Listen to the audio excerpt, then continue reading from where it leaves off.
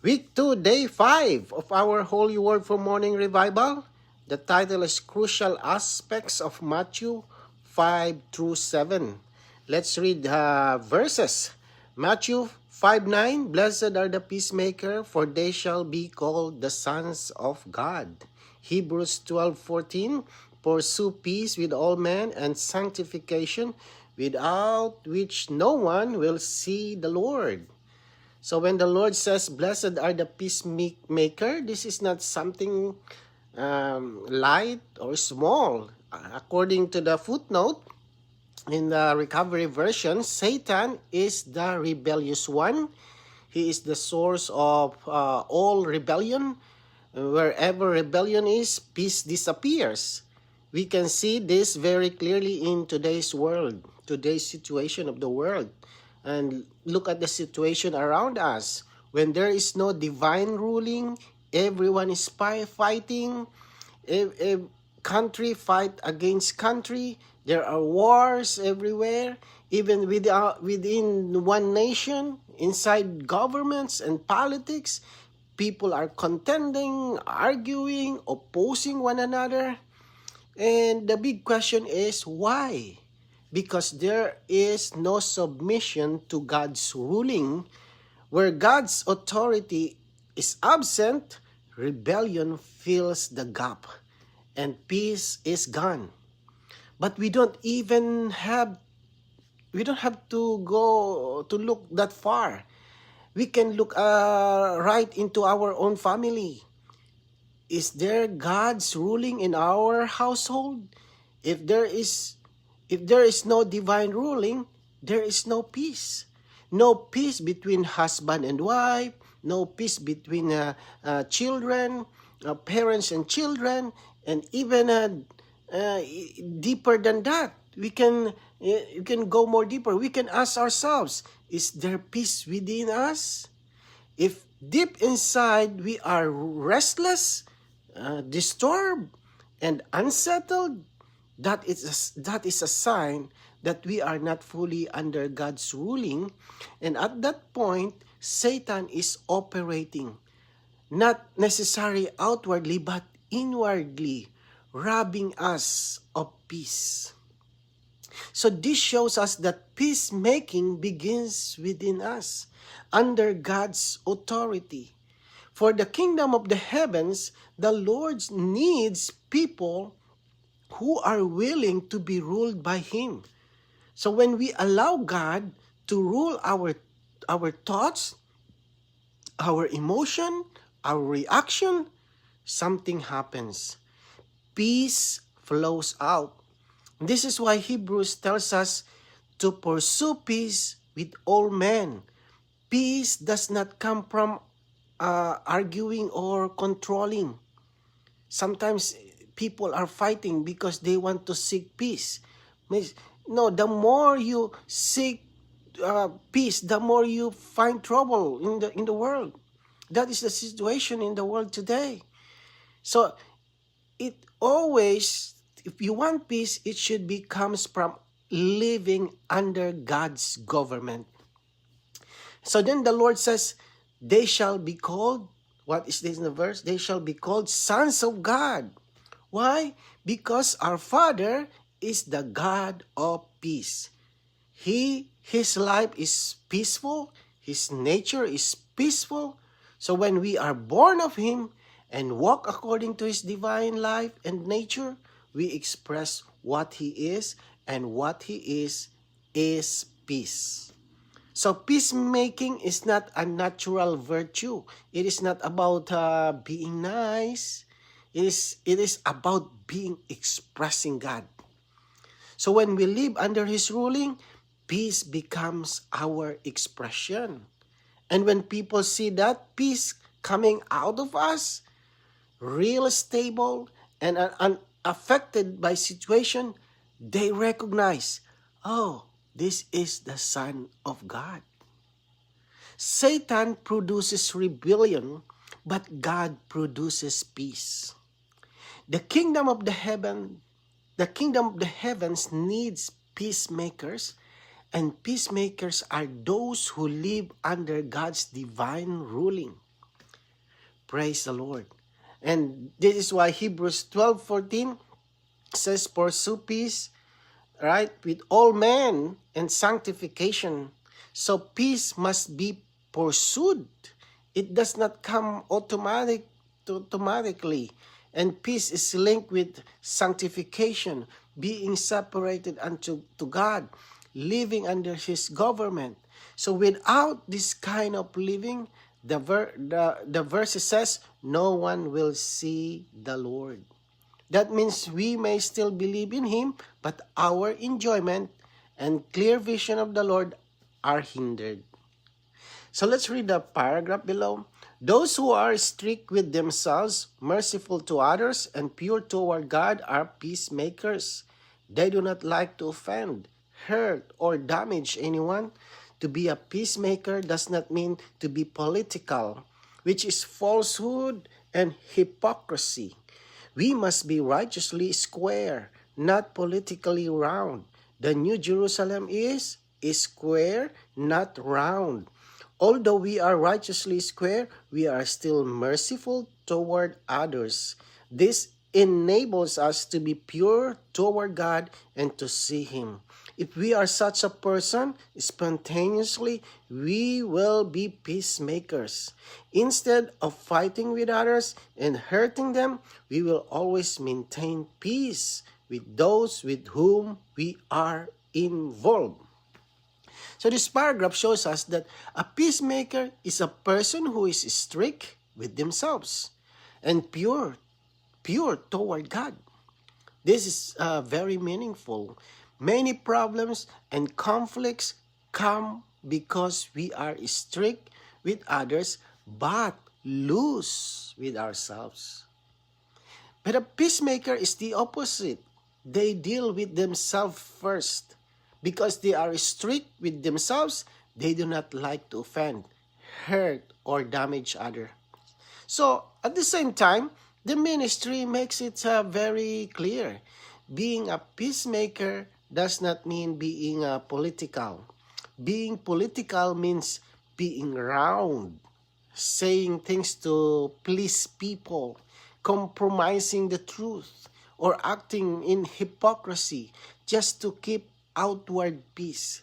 That kind of peace is false. The kingdom way is not political peace, it is righteous peace. And this is why the ministry says we must be righteously square, not politically round. God's building, New Jerusalem, is square, not round. Square means, proper, straight, honest, and righteous. So we do not twist things. We do not compromise. We do not pretend. We stand on what is right. Yet, and this is very important, even though we are square in righteousness, we are still merciful toward others. We do not use righteousness to hurt people. We combine righteousness with mercy. When we live this way, we remain pure toward God, without mixture, without hidden motives. And because we are pure, what does it says? We can see God. We can see the Lord. When we are like this, strict with ourselves, merciful to others, pure toward God, peacemaking becomes spontaneous. We don't have to try to make peace. We don't have to manage situations. Instead of fighting, arguing, or damaging people, we simply maintain peace in all our relationships. And this kind of peace is real, solid, and lasting because it comes from a life that matches God's nature. So this is the peacemaker the Lord is speaking of. Praise the Lord. So let's read today's reading, the 2 paragraphs. Those who are peacemakers will be called the sons of God. All the sons of men fight against one another, but the sons of God, like their heavenly Father, are peaceful and always make peace with others. Romans 12:18 says, if possible, as far as it depends on you, live in peace with all men. However, this keeping of peace should not be merely an outward behavior. This is politics. We have a nature that makes us strict with ourselves, merciful with others, and pure with God. Because we have this nature, we spontaneously keep the peace with others. This will cause others to say, "These are truly the sons of God." The kingdom people do not sow seeds of discord. Instead, the kingdom people are peacemakers. They make peace among men.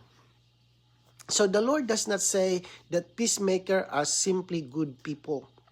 He says that they will be called the sons of God. And this is very strong.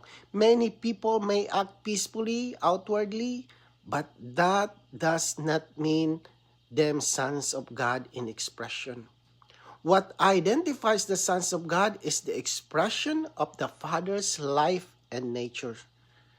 The sons of men fight. That is natural. Fighting, arguing, and contending belong to fallen humanity. But the sons of God are different. They live by another life. Their Father is the God of peace.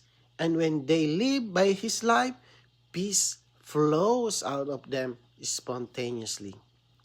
Right? So this is why peacemaking is a proof.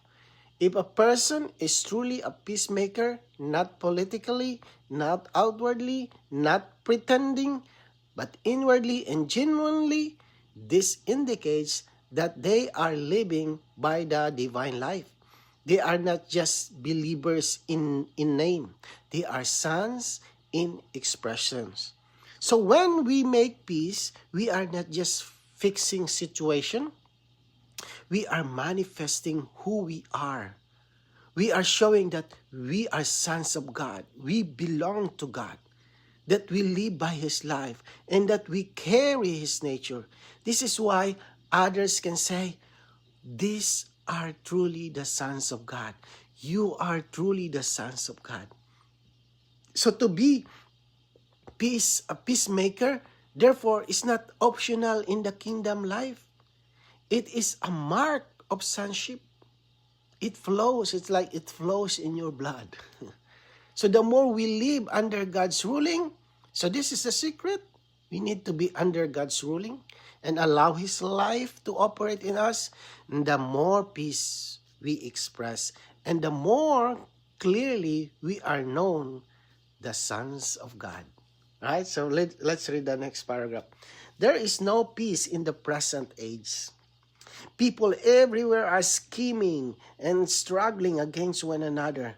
They are backbiting and devouring one another. There is discord in every group and family. There is discord among people, and there is discord within people. There is much self-blame, self-hatred, indignation, discontentment, restlessness, and uneasiness within man's heart. Within man, there is also the battle between reason and lust, and his conscience is full of condemnation. Man wants to do good, but he cannot stop indulging in sin. As a result, man has no peace in himself. Furthermore, there is no peace between man and God. Man has gone astray from God and even opposes God. In Colossians 1:21, it speaks of those who are alienated and enemies in their mind because of their evil works. John 3:36 says that the wrath of God abides upon him. Therefore, there is no peace between man and God. So this paragraph shows that in the present age, there is no peace. People are fighting, competing. The more they are seek for peace, the more they are not in peace. They said, "Oh, I'm gonna make war with this another country so that there will be peace." No. The more they seek peace, the more there is war. Right? So we have to be clear in this matter that only if you are under God's ruling, if everyone is under God's ruling, you will find peace. So, there, in this paragraph, there is discord everywhere. In society, even in our families, in among your coworkers, in the schools, everywhere. But the problem, saints, is not only outward, right? There is also no peace within man. Inside, there is self-blame, unrest, right? No satisfaction, and a constant struggling between wanting to do good and indulging in sin. Because of this inward conflict, man cannot have peace in himself. Even more serious, there is no peace between man and God. Man has gone astray from God, and it says is alienated from him. The Bible tells us that man is an enemy in his mind, and that the wrath of God abides upon him. And this shows that apart from him, true peace is impossible. So this paragraph makes it clear that the present age is full of unrest and conflict, and it prepares us to see how precious real peace is. Peace that only comes from being reconciled to God. Right? We made peace to God. We have to be reconciled to God. So let's read the paragraph. The next paragraph. Let's read the two paragraphs. The Lord Jesus came to the earth as the Son of God and brought peace to man. He made peace among men and peace between man and God. He is the peacemaker. Therefore, someone living in the kingdom of the heavens must also be one who makes peace among men.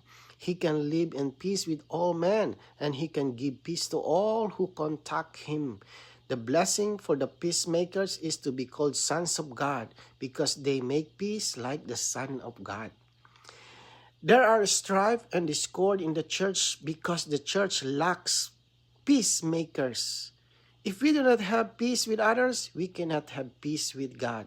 Because the Lord made peace among men and peace between man and God, we must do the same in order to be called sons of God.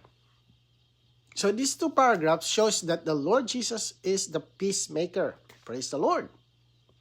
When he came as the Son of God, he brought peace among men and peace between man and God.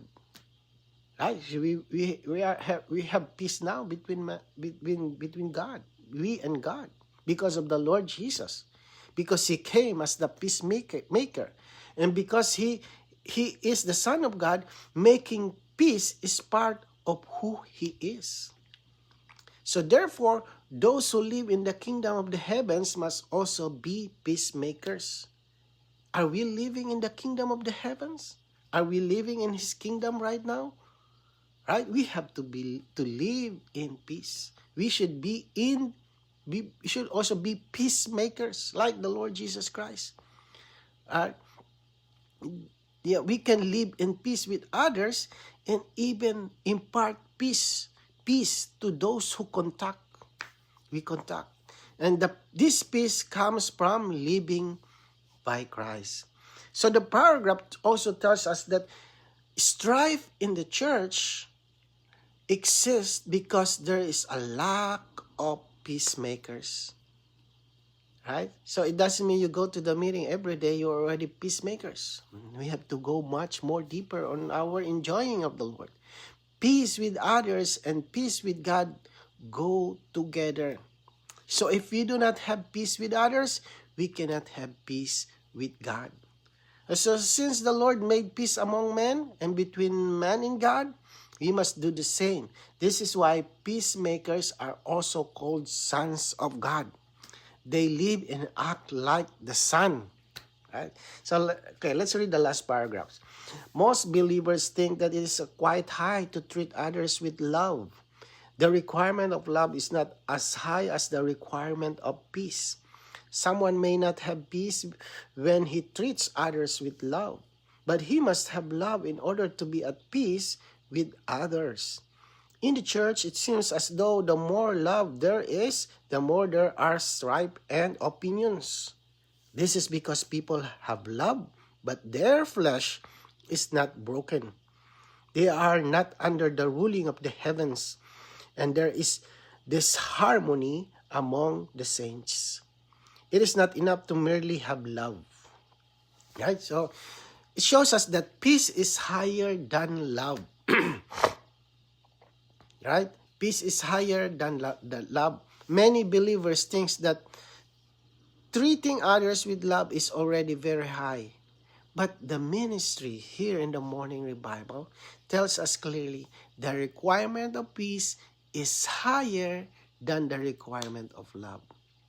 So a person may show love outwardly, but yet inwardly still have opinions, preferences, and flesh. So in that case, there may be love, but there is no real peace. However, to be truly at peace with others, love is still needed. But love alone is not enough.